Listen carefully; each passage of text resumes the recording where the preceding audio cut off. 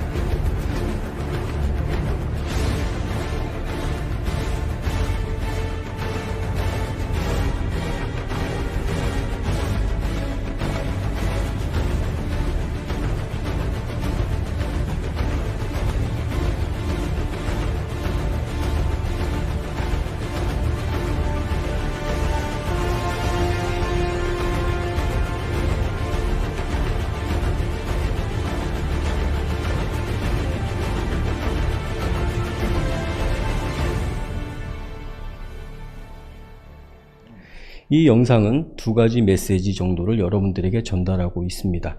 사람이 할 수 있으면 로봇도 할 수 있다. 사람은 지치지만 로봇은 지치지 않습니다를 말하고 있습니다. 마지막 엔딩 장면에서 사람과 로봇이 예를 갖추는 모습이 상당히 감동적이다 라고 느끼셨을 텐데요. 이 부분에서는 상호 필요한 존재다 라는 메시지도 포함을 하고 있습니다. 로봇은 혼자 뭔가를 진행할 수 없습니다. 로봇을 움직이는 건 결국 사람의 몫이기 때문인데요. 이 영상도 누군가 로봇에게 프로그램을 생성해서 전달했기 때문에 인간의 영역에서 감동을 주는 이러한 영상이 만들어진 것이다 라고 말씀을 드릴 수가 있을 것 같습니다. 여기서 그 누군가의 역할이 바로 이 방송을 들으시는 유저분들의 미래에 담당하셔야 될 그런 모습이기도 합니다. 로봇이란 용어는 1921년 체코슬로바키아의 극작가 카렐 체펙이 쓴 시곡에서 최초 사용이 되었고요. 힘든 일이나 강제 노역을 뜻하는 체코어 로보타에서 파생되어진 단어라고 얘기하고 있습니다. 로봇의 어원에서 보여지듯 현재 많은 분야에서 로봇이 인간 노동자를 대체하고 있고 그 영역 또한 점차 확대되고 있는 실정입니다. 로봇이 수행할 수 있는 자동화 작업은 현재 전체 산업 대비 약 10% 수준에 와 있지만 2025년에는 약 23% 수준으로 크게 늘어날 것이라고 미국의 저명한 리서치 기관인 BCG 보스턴 컨설팅 그룹은 전망을 하고 있습니다. 제조 가공 분야에서 로봇은 아직 생소하게 느껴지실 수 있는데요. 그러나 이미 대한민국은 로봇 강대국으로서 그 위치를 확고히 하고 있습니다. 그 결과가 바로 로봇 밀도라고 하는 결과에서 그 내용을 뒷받침을 하고 있는데요. 로봇 밀도는 노동자 1만 명당 로봇 대수를 의미합니다. 대한민국은 로봇 밀도 437대로 1위에 올라와 있고요.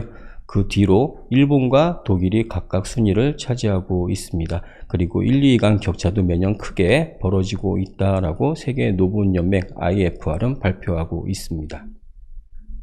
대한민국이 로봇 밀도 세계 1위가 된 이유는 바로 이 자동차 산업과 반도체 산업의 비중이 상당히 높은 국가이기 때문인데요. 자동차 생산과 반도체 생산의 전유물로 인식되던 로봇이 점차 조립과 부품, 그 다음에 금형 가공 시장에까지 그 빠른 속도로 유입되기 시작을 했습니다. 현재 이 두 이미지는 각각 다른 산업 현장의 이미지가 아닙니다. 로봇 도입 전후의 그런 이미지로 보시면 될 것 같은데요. 그러면서 중앙일보는 2만 명 근무하던 중국 공장 로봇 투입 후 100명만 남았다라고 하는 머릿 기사도 내놓고 있는 상황입니다. 그렇다면 왜 많은 제조 공장들이 로봇 도입을 고려하고 검토하는 이유가 뭘까요? 그 큰 목적에서의 이유는 딱 한 가지의 단어로 함축할 수 있을 것 같습니다. 바로 절감이라는 단어인데요. 연일 매체에서는 제조 경기가 매우 어렵고 불투명하다는 이미지를 연일 쏟아내고 있습니다. 이러한 상황을 이겨내기 위한 현상으로 많은 제조 공장들이 로봇을 이용한 공정 자동화라는 돌파구를 찾게 되는 거라고 볼 수가 있을 것 같습니다. 그렇다면 세부적인 도입 이유는 무엇일까를 좀 알아볼 필요가 있는데요. 첫 번째, 원자재 가격은 매년 상승을 하고 수주 금액은 매년 또 하락을 하는 이중고를 겪고 있습니다. 이렇게 해서 또 생산된 제품의 단가는 매년 또 하락을 하고 있는 삼중고를 겪고 있는 것인데요. 그리고 가장 큰 이유 중에 하나일 수 있는데요. 바로 인적 자원에 대한 문제로 풀이될 수 있습니다. 바로 인건비 상승에 대한 문제와 인적 자원의 부재라고 하는 내용 때문에 로봇을 도입하고 검토하고 있는 것으로 확인되고 있습니다. 그 외에 작업으로는 효율성과 작업자의 안전성, 제품의 분량을 최소화하는 등의 이유로 로봇 도입이 검토되고 있고 로봇 도입을 추진하고 있는 것으로 확인되고 있습니다. 델캠도 이러한 이유로 많은 사례가 만들어지고 있는 상황입니다. 앞서 말씀드린 이유로 제조 공장들이 로봇을 도입한다면 상황이 좋아질까요? 제 경험에 의하면 대답은 예스입니다. 도입 사례를 한번 살펴보도록 하겠습니다. YTN이 보도한 자료를 한번 제가 추출을 해갖고 왔는데요. 현 업체는 전자에 말씀드렸던 가장 중요한 요소 중에 하나인 인적 자원의 부재라고 하는 이유로 해서 로봇을 도입하게 됐고요. 사람이 하루 8시간 기준 작업을 진행을 할 때 약 4,000개 정도의 제품을 생산을 했었다고 합니다. 그리고 로봇을 도입한 후에는 하루 평균 7,500여 개의 제품을 생산을 하고 있다라고 얘기하고 있습니다. 로봇 5대로 일궈낸 결과인데요. 대략 85% 이상의 증산 효과를 보이고 있는 것입니다. 로봇 도입에 대한 사례 중 2가지를 추려가지고 갖고 나와 봤습니다. 현 내용은 전자에 말씀드렸던 기타적인 이유에서 로봇이 도입되고 있는 사례에 적용된 내용으로 말씀을 드릴 수가 있을 것 같습니다. 첫 번째 좌측 동영상은 선박에 적용되는 H빔에 대한 플라즈마 커팅을 로봇으로 진행한 내용을 보여드리고 있는데요. 현 업체는 사람이 이 플라즈마 커팅을 진행을 할 때 고열로 해서 안정적인 사고가 많이 발생을 했다고 얘기를 하고 있습니다. 화상을 입거나 또는 가스에 의한 안구에 무리를 주는 그런 안전사고가 빈번하게 발생을 했다라고 얘기를 하고 있는데요. 저와 협업을 해서 로봇을 도입한 후에는 안전적인 사고가 단 한 건도 발생되지 않고 있다라고 얘기를 하고 있습니다. 오른쪽에 보고 계시는 동영상은 밀폐된 공간, 다시 말씀을 드리면은 진공 상태에서 고열에 견딜 수 있는 코팅 작업을 진행을 하는 작업인데요. 보시는 것처럼 밀폐된 공간에서 사람이 작업을 할 수가 없죠. 그래서 이러한 부분들도 로봇을 활용을 해서 극한의 환경에서 작업을 진행을 하는 사례도 계속해서 발생을 시키고 있는 상황입니다. 파워밀은 오래전부터 제조 산업의 로봇 유입 동향을 미리 예측을 하고 또 많은 고민을 하게 됩니다. 제조 가공 산업에서 파워밀이라고 하는 CAM 프로그램의 사용 빈도가 상당히 높고 이에 따른 유저층도 상당히 크고 그 규모도 상당히 큰 것을 알 수 있으실 텐데요.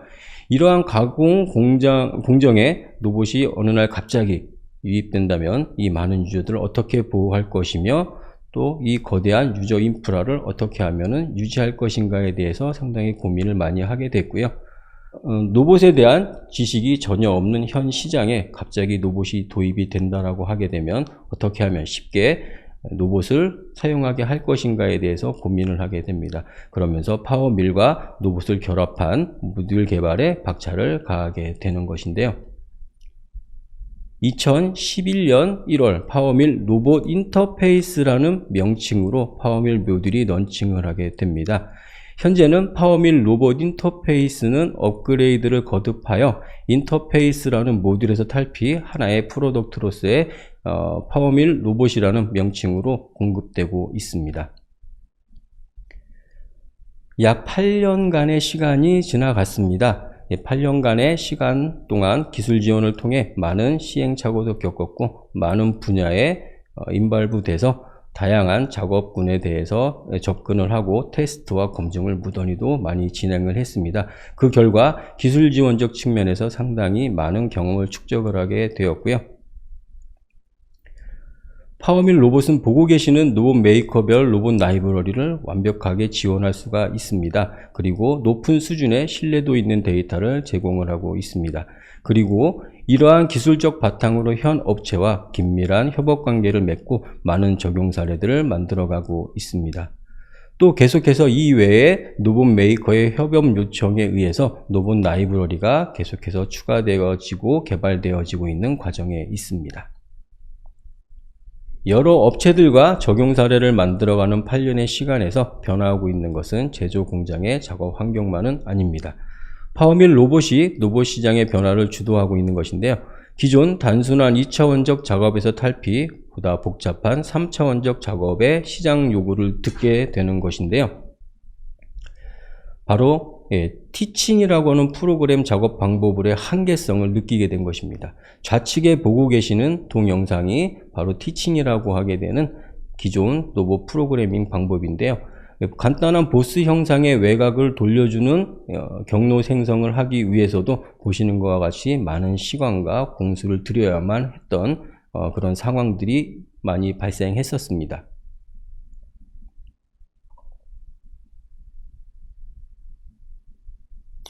자, 이러한 수동적 포인트 입력 방법으로 오른쪽에 있는 3차원적 복잡한 형상을 프로그래밍 하기란 사실상 거의 불가능하다라고 말씀을 드릴 수가 있는데요.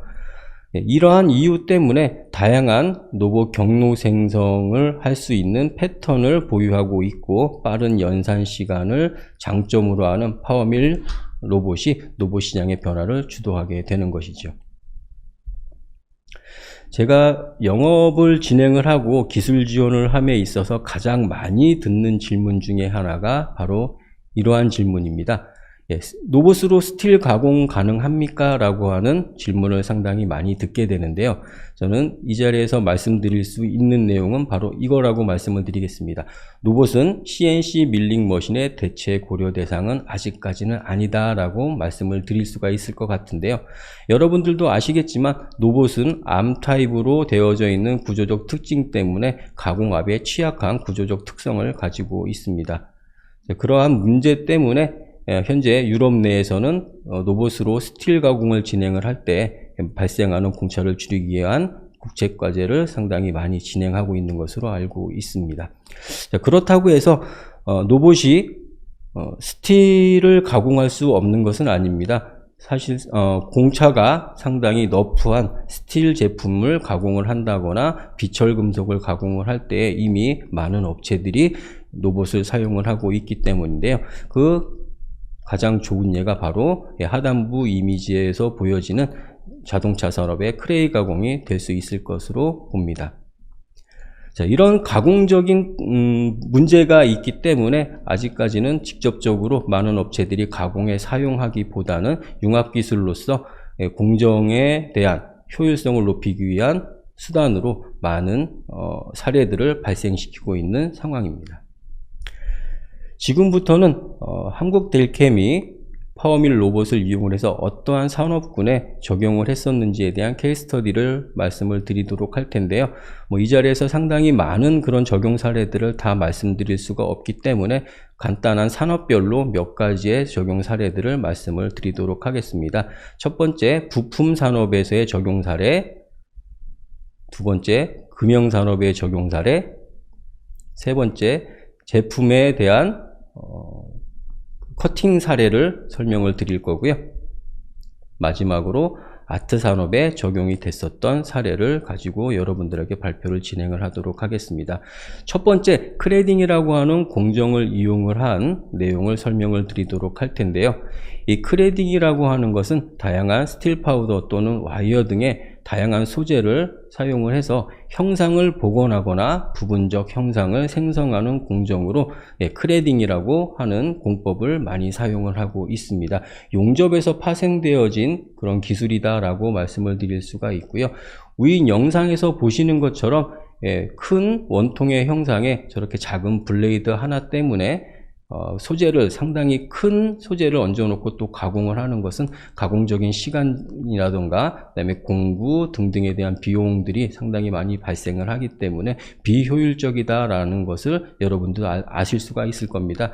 자, 그래서 이런 크레딩 공법을 이용을 해서 같은 소재의 스틸 파우더를 이용을 해서 적층을 하고 후 가공을 진행을 하는 작업을 많이들 진행을 하고 있습니다. 이 크레딩 공법의 내용을 살펴보게 되면 아래 이미지와 같습니다. 아래 이미지를 보시게 되면은 파우더를 적층에 필요한 혼합 가스와 일정량, 일정 간격으로 도포를 하게 되고요. 고열의 레이저를 발산을 해서 이 스틸 파우더를 녹이면서 적층을 하는 그런 방법으로 해서 크레딩 공법을 완성을 하고 있습니다. 적용 사례를 예를 들어 보게 되면 가장 좋은 예가 바로 이 항공용 블레이드에 적용된 사례라고 말씀을 드릴 수가 있는데요. 이 항공용 블레이드는 여러분들도 아시겠지만 밸런스가 상당히 중요한 제품입니다. 크랙이 가거나 했을 때 항공기가 운행을 하면서 안전사고가 발생할 소지가 상당히 높기 때문에 굉장히 중요하게 생각하고 있는 부품 중에 하나입니다. 이러한 부분들에 대해서 크랙이 갔을 때 보시는 것처럼 그 영역을 전체적으로 다 가공을 하는 것이 아니라 그 파손된 부분 한 영역만 레이저 크레딩 공법을 이용을 해서 복원을 해내는 그런 적용 사례들도 계속해서 발생을 하고 있습니다. 다음은 메탈 프린팅 또는 어댑티브라고 불리우는 그런 공정인데요. 그 크레딩이라고 전제에 말씀드렸던 공법보다 한 단계 더 업그레이드된 기술력이다라고 말씀을 드릴 수가 있습니다. 마찬가지로 용접에서 파생되어진 그런 내용으로 보실 수가 있는데요.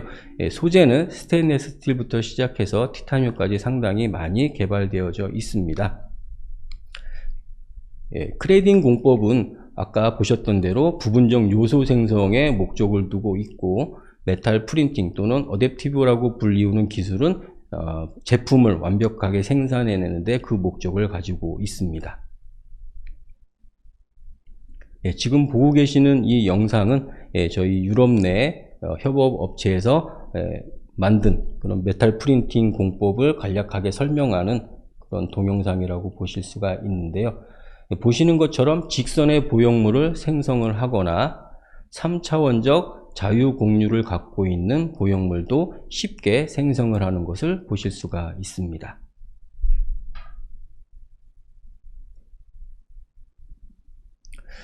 지금 보고 계시는 영상은 암스테르담 운하인데요. 2018년도에 이러한 기술력을 바탕으로 해서 암스테르담 운하에 로봇 메탈 프린팅 기법을 적용을 해서 다리를 건설을 하는 사업이 진행이 됐었고요. 좌측에 보여지시는 이미지처럼 이미 완성이 되어져 있는 상태입니다. 유럽 내의 소식통에 의하면은 2019년 1월달 초 정도에 설치를 한다라고 하는 얘기가 있었는데 아직 확인된 바는 없습니다. 다음으로는 금형산업에 적용됐었던 사례를 설명드려 보도록 하겠습니다. 지금 보고 계시는 공정은 금형 제작 공정 중에서 노동집약적인 작업으로 볼 수 있는 폴리싱 또는 격면 사상이라고 하는 공정을 보고 계시는데요. 이 작업은 기본적으로 사람이 계속해서 문대고 닫고 또 문대고 닫고 하는 작업들을 반복하기 때문에 작업자의 근골격계에 상당한 무리를 주게 되고 가공 시간 또한 상당히 많이 소요되는 공정으로 알고 있습니다. 이 작업에 로봇을 적용을 시키고 헤드 부분에 고속으로 회전하는 스핀들을 장착한 후에 폴리싱 전용 공구를 활용하여 금형의 경면 사상 또는 폴리싱이라고 하는 업무를 진행을 할 수가 있게 되겠고요. 이 작업을 진행을 하게 되면 양산화 및 자동화 공정으로 하나의 또 셀을 만들어낼 수가 있습니다. 이러한 작업을 진행을 했을 때 특징이라고 할 수 있는 것은 늘 같은 동일한 품질의 폴리싱 면을 추출을 할 수 있다라고 하는 장점을 가지고 있는데요. 자, 바로 로봇 센서의 압력 센서에 의한 동일한 압력으로 가공을 하기 때문에 항상 동일한 품질의 경면 사상면을 취할 수가 있는 것이겠죠. 한 발 더 나아가 증강현실 기술을 또 활용을 해서 레이저로 스캔한 후에 금형사상 품질 검사도 진행을 하는 사례가 계속해서 발생을 하고 있습니다.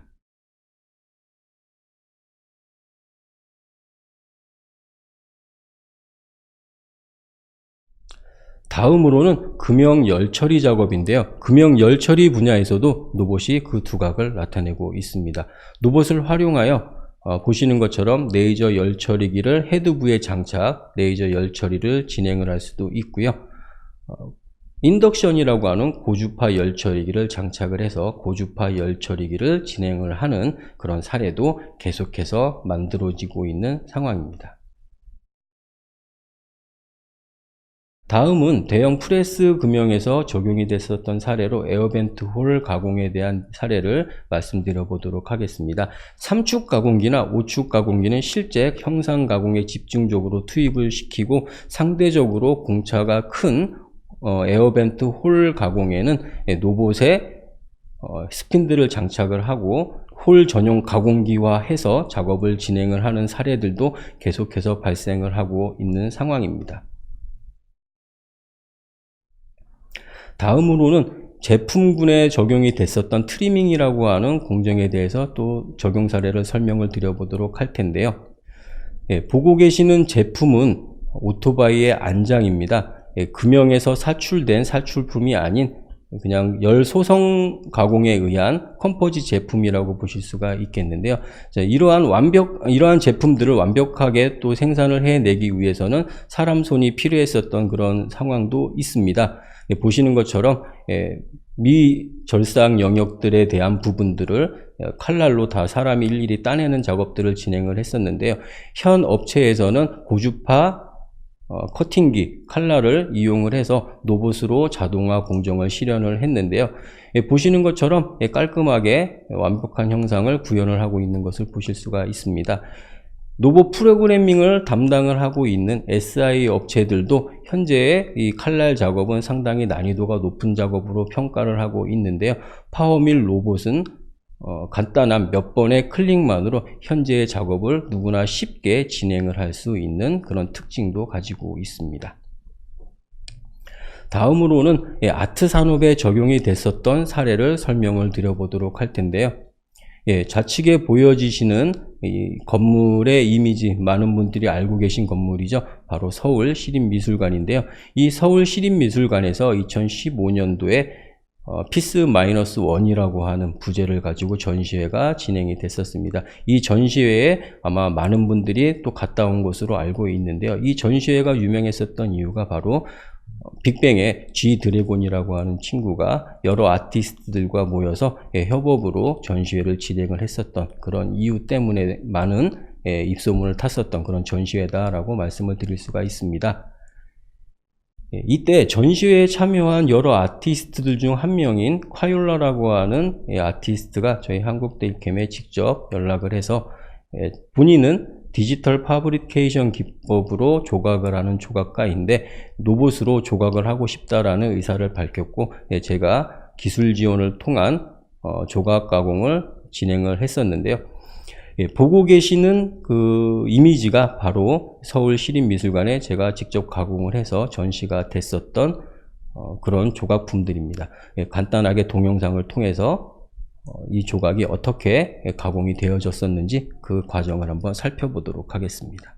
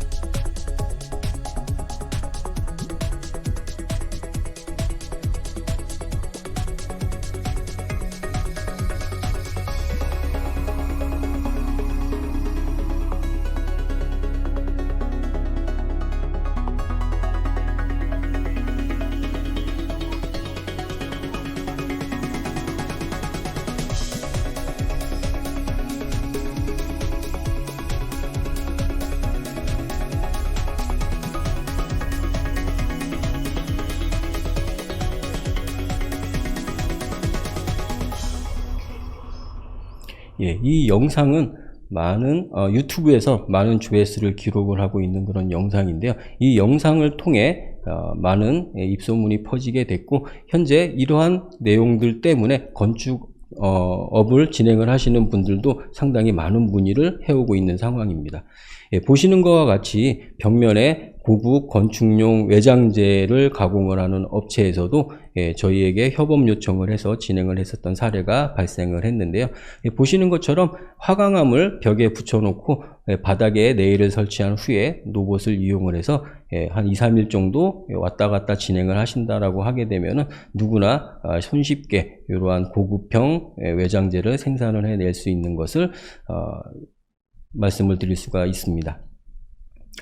그 이외에 진행을 했었던 내용들도 좀 여러분들한테 말씀을 드리도록 할 텐데요. 지금 진행 중에 있는 내용들입니다. 바로 좌측에 지금 보고 계시는 동영상은 중고차 매매 단지에 입점해 있는 광내는 업체에서 저희 쪽에 요청이 들어오고 이러한 내용들을 가지고 계속해서 지금 사례를 만들어가고 있는 그런 상황인데요. 중고차가 입고됐을 때 레이저 스캐너를 이용을 해서 차 외관을 스캐닝을 한 후 메시 데이터를 추출을 하고 그 메시 데이터로부터 로봇이 지나갈 수 있는 경로를 생성을 해서 보시는 것과 같이 쉽게 그 광택 작업을 진행을 하는 그런 사례도 지금 만들어지고 있는 과정에 있습니다. 그리고 오른쪽에는 의료 쪽에 적용된 사례입니다. 보시는 것처럼 무릎 임플란트 시술에 적용되는 그런 툴패스, 사람의 뼈를 가공을 하는 그런 영역까지도 파워밀 로봇이 적용이 돼서 현재 좋은 사례를 만들어내고 있는데요. 저렇게 사람의 뼈를 갈아내고 잘라내고 하는 그런 작업이 의사들이 수작업으로 진행을 할 때 대략 한 3시간 정도의 작업을 한다고 얘기를 합니다. 파워밀 로봇으로 저러한 부분들을 작업했을 때 대략 한 30분 정도의 시간이면은 임플란트가 삽입될 수 있는 형상으로 사람의 뼈를 가공을 할 수 있다라고 얘기하고 있습니다. 자, 이렇게 해서 여러분들에게 파워밀 로봇이 적용됐었던 그런 사례들을 설명을 좀 드렸습니다. 한번 간추려 보도록 하겠습니다. 이렇게 해서 파워밀 로봇이 국내외 적용 사례들을 좀 말씀을 드렸는데, 제가 이 발표를 통해 여러분들한테 전달하고자 하는 메시지는 2가지 정도로 추려질 수가 있습니다. 첫 번째는 부품 및 금형 또는 제조 가공 공정에 로봇이 계속해서 유입되기 시작을 했다라는 것을 말씀을 드렸고요. 그리고 동영상에서도 여러분들이 보셨다시피 헤드부에 어떠한 내용이 달리느냐에 따라서 전용기화 될 수 있는 특징을 갖고 있다라는 것도 여러분들한테 한번 표현을 해 드려 봤습니다. 용접기를 달아놓게 되면은 용접기가 될 것이고, 워터젯을 달아놓게 되면은 워터젯 전용 가공기가 될 수 있습니다. 이러한 내용들 때문에 상당히 요즘 많은 주목을 받고 있고, 많은 업체에서 로봇을 활용을 해서 그런 효율성을 높이기 위한 그런 사례를 계속해서 만들어가고 있는 그런 상황입니다. 그 다음에 2번째, 파워밀은 매우 쉽습니다 라고 하는 내용들을 제가 중간중간 여러분들한테 섞어서 말씀을 드렸었는데요. 파워밀과 파워밀 로봇은 분리되어져 있지 않습니다. 다 똑같은 그런 툴패스를 이용을 해서, 그런 기능들을 이용을 해서 로봇을 구동을 하기 때문에 전문적인 로봇에 대한 지식이 없다 하더라도 누구나 쉽게 로봇을 활용할 수 있고 사용할 수 있는 그런 특징을 가지고 있다라고 말씀을 드릴 수가 있겠는데요. 적용된 그런 사례를 보시면 알겠지만, 전문적인 지식을 갖고 있는 분들이 한 내용들이 아닙니다. 단순히 캠 작업을 하듯 작업을 해서 로봇에게 인식시키고 시뮬레이션을 통해서 NC 데이터를 포스트하듯이 데이터를 추출해서 로봇에게 인식을 시키고 간단한 버튼 클릭 한 번만으로 작업이 진행이 됐었던 그런 내용을 여러분들한테 말씀드리고 싶습니다. 이렇게 해서 제가 준비한 내용들을 모두 발표를 드렸었는데요. 산업 현장에서 여러분들이 진행하시는 작업의 본질은 절대 변하지 않습니다. 다만 환경이 변할 뿐인데요. 한국델캠과 인연을 맺고 파워밀을 사용 중이시거나 또는 도입을 고려 중이시라면 여러분들이 이미 미래를 준비하고 계신 것과 같습니다. 로봇을 이용하여 여러분들의 가치를 높이고 시대의 흐름에 동요 없이 제조 현장에 굳건히 서 계시는 여러분들이 되시기를 바랍니다. 이상 세션 마치도록 하겠습니다. 감사합니다.